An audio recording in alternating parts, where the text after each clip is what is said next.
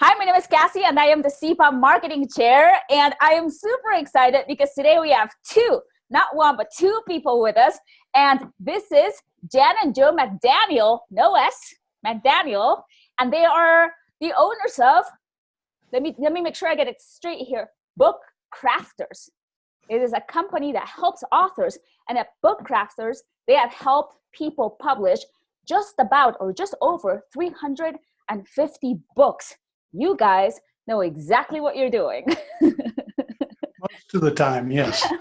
Most of the time. Well, the reason that I wanted to bring you on is because there's a very important topic out there. And thank you, Joe, for bringing it up, which is what happens when your publishing house closes? What do you do then? What have you seen done, and what advice can you give us about this? Well, I suggested this topic a month or so ago because we've all of a sudden over the last few months have quite a few people come to us and say our publisher's gone out of business or our book is no longer in distribution. And, you know, they say, can you help us? And generally, if the author retains the publishing rights for his manuscript and his book, those files can be sent to us and we can convert them and republish the book, typically in their own account, such as Ingram Spark. Okay. It doesn't always work that they get the files they need. A lot of authors, when they publish their book 5 or 10 years ago, they don't think of the importance of keeping their manuscript files. And they say, well, what do we do now? We don't have the files. There's an instance about 3 months ago, we were approached by an author in Africa who had published a very successful book back in 1990. Okay. And he had recovered, the publisher didn't want to redistribute the book again after all these years. So the author, I said, send us the manuscript, and the only manuscript the author had was an old hardcover book that had mildewed. Ooh. And so he sent us the book, and we were able to have the book scanned. And by doing that, you can get a high-resolution PDF file of the text inside. And he had a lot of color photographs as well, which you can have scanned as JPEG images. Yes. Now they require quite a bit of editing and resolution correction and so on. But we were able to generate a Word document from his old I believe the manuscript. scanning company sent the Word document as well. Yeah, the scanning company sends the Word document. Oh, okay. But because there was a lot of mildew in the book, you know, when the mildew spots were scanned, it corrupted the text and so on. But we were able to recreate the files and also recreate the book cover from the old dust cover of the book and reprint the book now, and it's in distribution. Oh, wow. Fantastic. But, you know, he had pretty much given up hope, but in fact we were able to make a new book out of it in a slightly different size. Okay.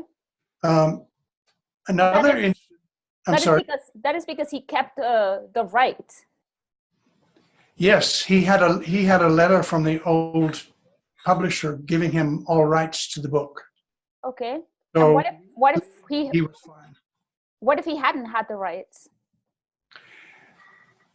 That's another issue. We wouldn't have done it unless he had given us that assurance. There you go. Okay, got it. What else do you want to say about this topic, Joe? Another interesting case we had the other day was a local, or by local I mean United States, Christian missionary had gone out of business and left this one particular author with a number of her books that she wanted to republish. And one of them was a book that was a 9-inch by 6-scape children's book. And of course, when she wanted to republish it, and this was an Evie Award-winning gold medal book from 3 years ago. She wanted to republish it in her Ingram Spark account as a 6.5 by 6.5 inch square book.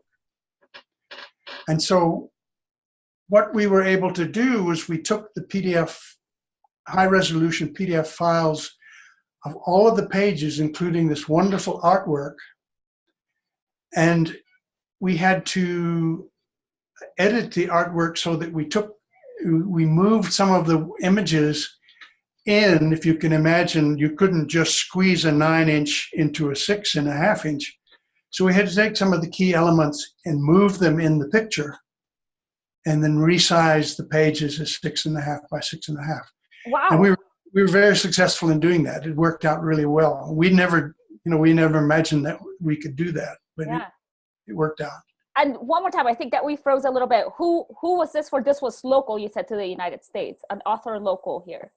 Yes, it was a local author, and the publisher was from Nebraska. I think it was Lighthouse Publishing. Okay. It was a Christian book publishing company, and it went out of business. Got it. Okay, that's what I wanted to make sure that we caught, that you have worked with someone internationally, but also here local to the United States. Oh, so, yes.